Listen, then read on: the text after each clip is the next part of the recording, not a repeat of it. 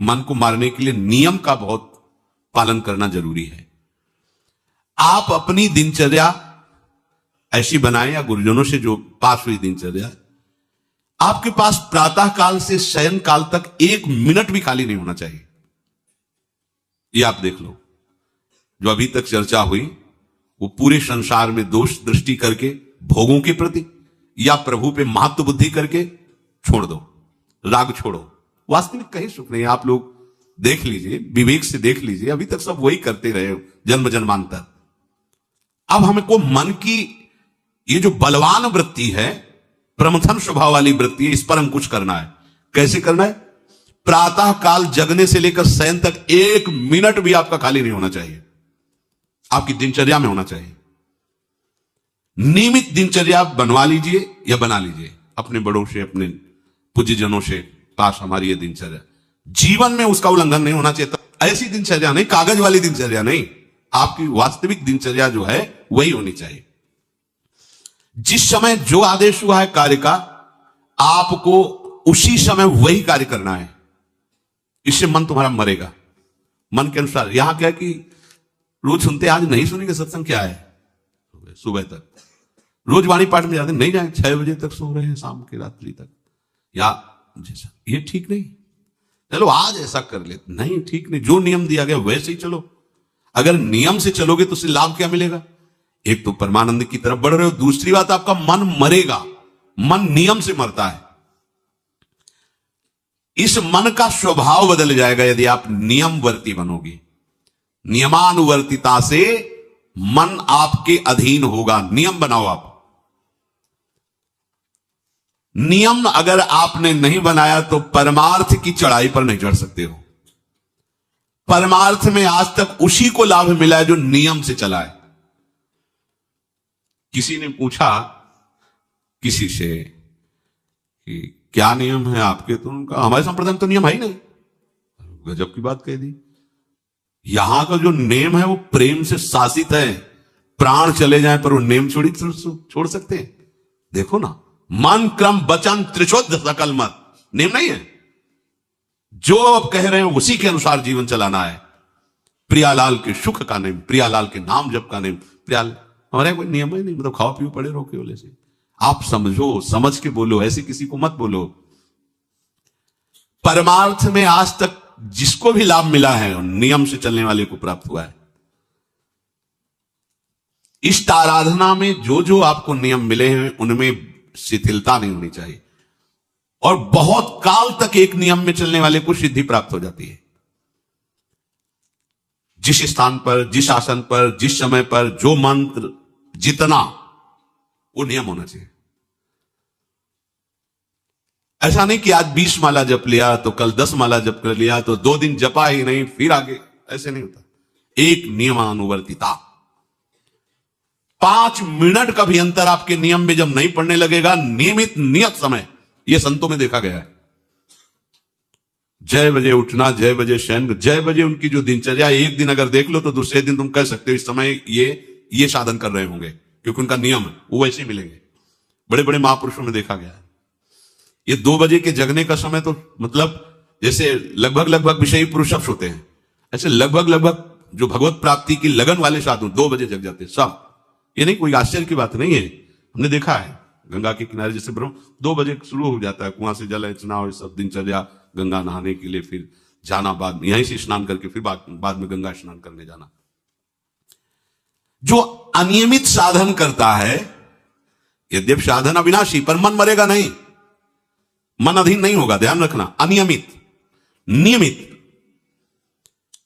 आज 1 घंटे बैठे, कल 30 मिनट बैठे, परसों 10 मिनट और फिर आगे बैठे ही नहीं 2-4 दिन, बिल्कुल नहीं। ऐसा नहीं। चाहे 10 मिनट से शुरुआत करो तो 11 होना चाहिए, कभी 9 नहीं होना चाहिए।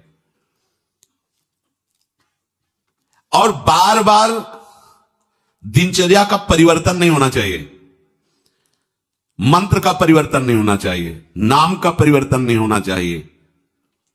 खाने पीने का, शयन का, जगने का बिल्कुल नियत समय होना चाहिए मन को वश में करने के लिए।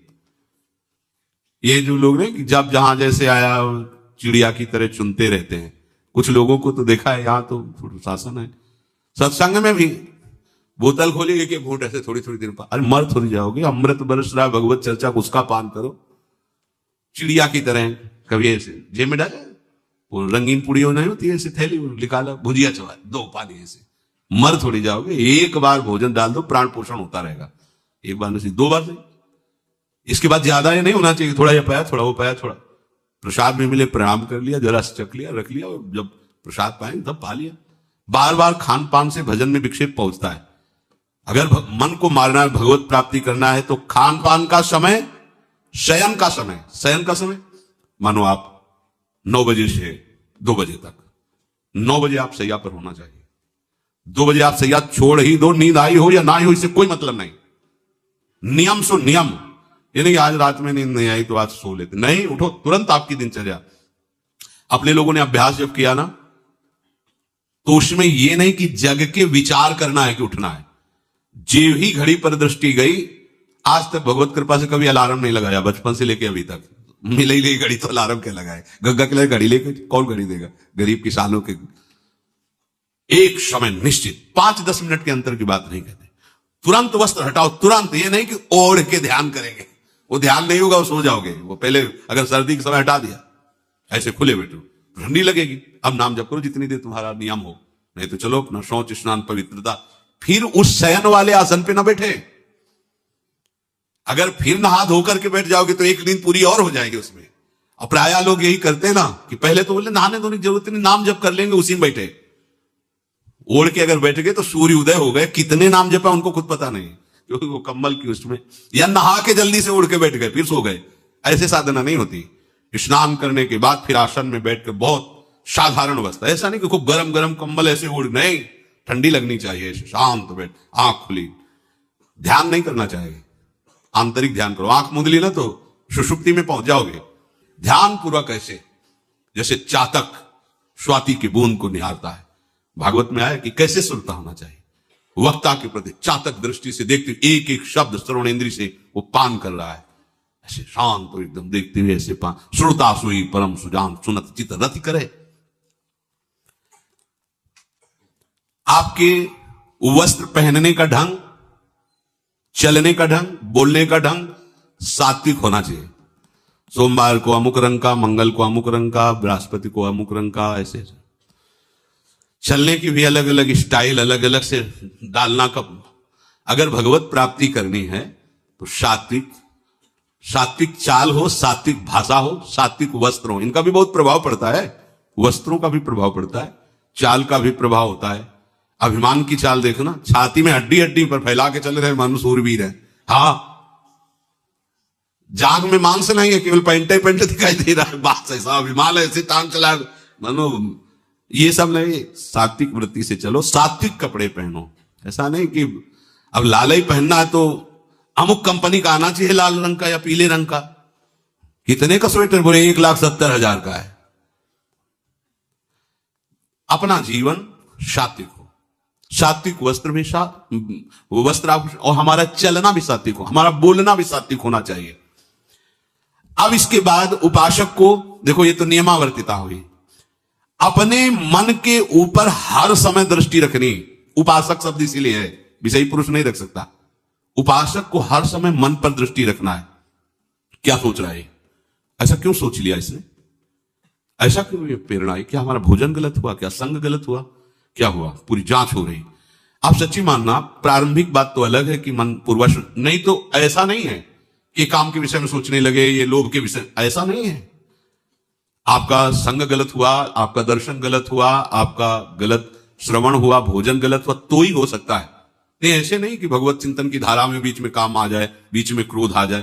प्रारंभ में तो ऐसा होता है, लेकिन आगे बढ़े हुए उपासकों को फिर ये दिनचर्या में अपनी जांच करनी, क्या गलत हो गया, आज क्या खाया जो हमारे मन में ऐसे विचार आ रहे हैं, आज किसका संग किया जो हमारे मन में ऐसे विचार आ रहे हैं।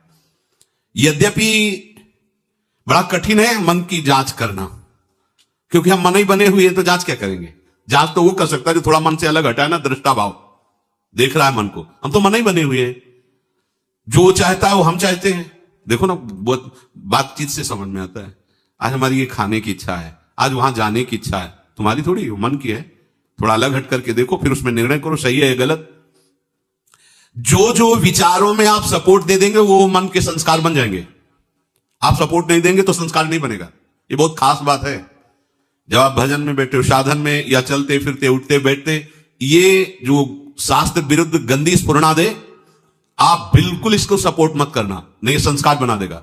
फिर वो आपके न चाहने पर भी आपको परेशान करेगा। और यदि आप बिल्कुल उदासीन रहे, जैसे पागल आदमी पीछे बोलता चला जाए, आप कुछ मत बोलो, वो दूसरी दिशा में चला जाएगा, ऐसे ही मन शांत हो जाएगा आपका। ये आपको फेंकता, आप परेशान मत होना, ये फेंकता रहेगा जो उसने जमा किया है, फिर शांत हो जाएगा, फिर नष्ट हो जाएगा, उसका विषय स्फुरण नष्ट हो जाएगा। अगर कहीं मन भगवत संबंधी सलाह दे तो उसको दुलार करना चाहिए, सराहना कर, वाह आज आपने बहुत सुंदर बात। मन आपको कभी कभी अच्छी सलाह दे, और जहां आपको बुरी सलाह देने लगे तो फिर उसको धिक्कार दो कि प्रभु से बढ़कर तुमको ये लगा, प्रभु के नाम रूप से बढ़कर लगा। अंदर होना चाहिए, बाहर भले मत। ऐसे हो गए ना, वो सुधरने लगेगा। बस ये अच्छे से ध्यान रखो, जब ये गलत प्रेरणा करे तो या तो एकदम उदासीन, और या फिर इसको डांट लगा दो, प्रभु की तरफ चलना है, क्या गंदी बात अंदर। नहीं नहीं, अभ्यास से मन असत कार्यों को छोड़कर भगवत कार्यों में लगने लगेगा।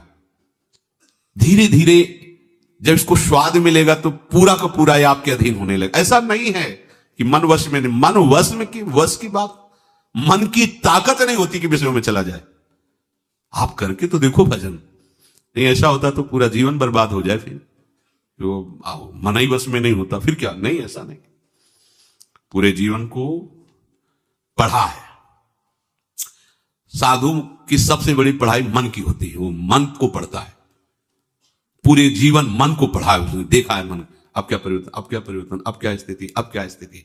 सच्ची मानिए, एक दिन मन मनमोहन बनकर के अनुभव करा देता है। कहीं और अनुभव नहीं होता, इसी में अनुभव होता है। निहाल कर देता है, धन्य धन्य कर देता है।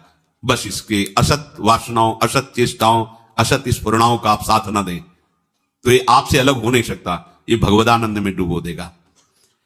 इसे अधिक से अधिक भगवत चर्चा सुनाओ, इसे अधिक से अधिक प्रभु की छवि के दर्शन कराओ। देखो, भरो, मन में भरो, खूब भगवत चर्चा करो।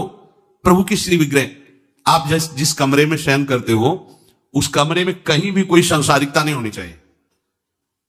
परिवार की फोटो या किसी अन्य आकर्षणकारी वैभवशाली की फोटो, ऐसा नहीं, या कोई अपने आराध्य देव गुरुदेव और संत भगवान, एक से एक भगवत प्रेमी महात्मा, उनकी संतों की छवि, प्रियालाल की छवि, जिधर दृष्टि जाए भगवत स्मृति में लगा दे। उठते बैठते अपना तो कमरा अंदर से ऐसा ही होना चाहिए, पूरे कमरे में नाम लिख लो, राधा राधा राधा वल्लभ श्री राधा राधा राधा राधा, या लिखी हुई टांग, बहुत आपको लाभ मिलेगा। जिधर अब राधा राधा राधा अखंड स्मृति। और जो आपका वास्तविक साधन कक्ष हो, शयन कक्ष हो, अगर ऐसा हो जाए तो बहुत बढ़िया है। अन्य का प्रवेश ना हो, कोई भी हो, सदगुरुदेव की शिवा, आराध्य देव की शिवा, उसका आप देखना, इसका बहुत बड़ा प्रभाव होता है। कई बार इस बात का अनुभव हुआ कि जैसे बाहर मन विक्षिप्त हो गया किसी बात से, किसी उपासक से, और ये भी एकदम जैसे एकदम बदल गए व्यक्ति, और भजन बड़ी तीव्रता से होने, क्योंकि वहां परमाणु भजन के वो भागवती कक्ष होता है। इसके लिए भाई जी ने भी सावधान किया, अगर ऐसा हो जाए तो, मान लो असुविधा है तो कोई बात नहीं, अगर ऐसा हो जाए कि भगवत मार्ग के पथिक का जो वास स्थल है, जहां वो शयन करता है, बैठता है, उसमें सांसारिक पुरुषों का प्रवेश ना हो। इसलिए हो सकता शब्द लगाएगा, ये कई परिवार में रहते हो, आप ऐसा झगड़ा करोगे कि हमारे कमरे में ना जाए कोई रिश्ते नातेदार या अन्य परिवार के सदस्य, कठिन हो जाएगा। अगर हो सकता हो तो भगवत प्रेमी महात्मा की शिवा, भगवत भजन करने वाले की शिवा प्रवेश न हो, तो आप देखो कि उस कमरे में ऐसी परमाणु आ जाएगी कि आपका मन वहां प्रवेश करते ही भजन में लगने लगेगा, बड़ी शांति का अनुभव होगा। इसे खूब भगवत चर्चा सुनाओ, भगवत चर्चा करो, और भगवत श्री विग्रह के दर्शन कराओ, बड़ा लाभ मिलता है। जैसे आप जहां शयन कर रहे हो, सामने अगर अपने आराध्य देव की छवि हो ना, बार बार बार बार दर्शन का शौक, और कभी कभी तन्मयता एकाग्रता करते हुए अगर शयन कर जाओ तो स्वप्न में वही छवि के दर्शन करते हुए पाया जाता है। एकाग्रता का बड़ा महत्व है। अगर आप नाम में एकाग्र करके सो जाओ तो आप देखो जगते समय आपकी वही नाम चलता मिलेगा। मन के कहने में कभी अपने आप को मत फंसाओ। मन लोभी, मन लालची, मन चंचल, मन चोर, मन के मत चलिए नहीं, ये पल पल में कुछ और ये भटकाता रहता है। जब तक ये प्रभु की तरफ आपको प्रेरित ना करे तब तक इसको अपना दुश्मन मानकर इसका विरोध ही करते रहिएगा। मन का जैसे अपने दुश्मन के प्रत्येक कार्य पर निगरानी करने वाला दुश्मन के प्रहार से बच जाता है, क्योंकि हर क्षण वो सावधान रहता है, वैसे ही जो उपासक मन पर नजर रखकर इसे दुश्मन के भाव से देखता है वो सावधान रहता है और मन के प्रहार से बच जाता है। जहां कहीं ये उल्टा आपको ले जाने के लिए करे, बस इसकी सुनना नहीं, बिल्कुल इसके विरोध में हो जाना। ये बड़ा बलवान है पर तुमसे बड़ा नहीं, ध्यान रखना, ये तुम ही से बलवान है, तुम ही से खा पी के तुम्ही को पटकेगा अगर इसके अनुकूल रहे। और अगर आप अपने, तो ये इसकी ताकत नहीं आपको गिरा दे, क्योंकि बिना सपोर्ट के आपके कुछ नहीं कर सकता। पक्का आप सपोर्ट मत कीजिए, ये आपका कुछ नहीं बिगाड़ेगा। तो इसका स्वभाव कि एक क्षण में अपने अनुकूल कर लेना। जहां दिखाया हम आपको ऐसा सुख प्रदान करेंगे, जल रहे हो ना, अभी आनंदित हो जाओगे तो आप दस्तखत कर दोगे, जी बस वो ले गया। आपके दस्तखत के बिना कुछ नहीं कर सकता। कई बार इससे उपासक को हारना होगा, क्योंकि बताया नहीं दस्तखत करवा लेगा, पर तुम साहस मत छोड़ना इसके परास्त करने का। सैकड़ों बार ये हराता है। सच्चा उपासक वही है कि गिर करके हार करके भी उसको हराने का उत्साह न छोड़े।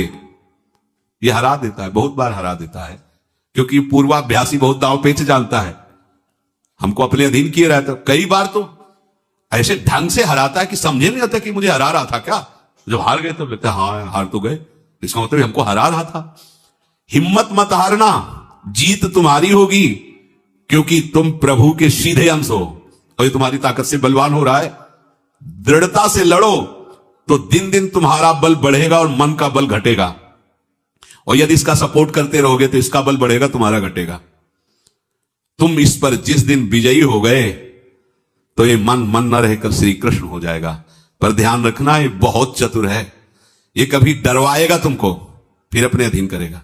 ऐसा ही होता है, कभी फुसलाएगा, कभी लालच देगा, कभी बड़े सुख का प्रलोभन देगा, परंतु तुम इसके धोखे में मत आना। भूल कर इसका विश्वास न करना। अपनी हिम्मत टूटने न पावे, लड़ने में कमी न होने पावे, इससे लड़ाई लड़ी। यहां मन से तो लड़ते नहीं, बाहर झगड़ा करते घूम रहे, इससे लड़ो, ये बेईमान जो हमको परास्त कर रहा है। अंत में आप देखोगे आपकी आज्ञा पर खड़ा हो जाएगा हाथ जोड़। अब जैसा